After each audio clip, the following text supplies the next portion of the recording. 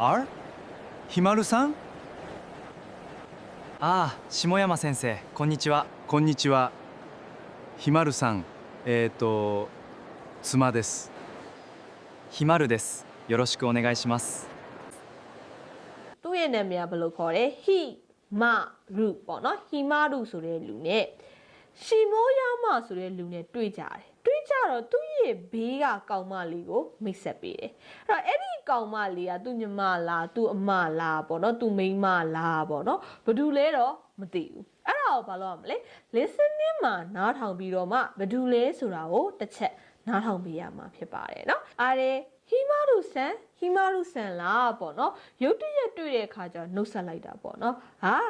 ရှီမိုယာမဆန်စီရှီမိုယာမဆရာပါလားခွန်နီချီဝါမင်္ဂလာနေ့လည်ခင်းပါလို့နှုတ်ဆက်လိုက်ပါတယ်ခွန်နီချီဝါမင်္ဂလာနေ့လည်ခင်းမှာဟီမာရုဆန်ရေအဲ့တိုဒီဘက်ကတော့ဆူမာဒက်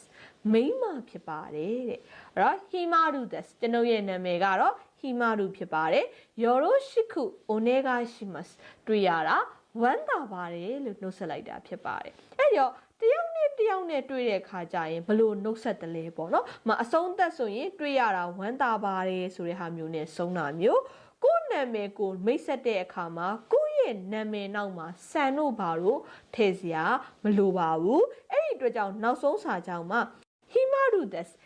ရုဖြစ်ပါတယ်ယောရိုရှိခုအိုနေဂါရှိမတ်တွေ့ရတာဝမ်းသာပါတယ်လို့နှုတ်ဆက်သွားတာဖြစ်ပါတယ်အဲ့ဒီအတွက်ကြောင့်ဆရာမကျောင်းသားတွေကအချင်းချင်းတွေ့တဲ့အခါကျရင်ဘလို့နှုတ်ဆက်တယ်လဲပေါ့နော်ပြီးရင်ဒီဘက်ကကောင်မလေးကတော့ဆရာရဲ့စုမမိန်းမဖြစ်တဲ့သူဖြစ်ပါတယ်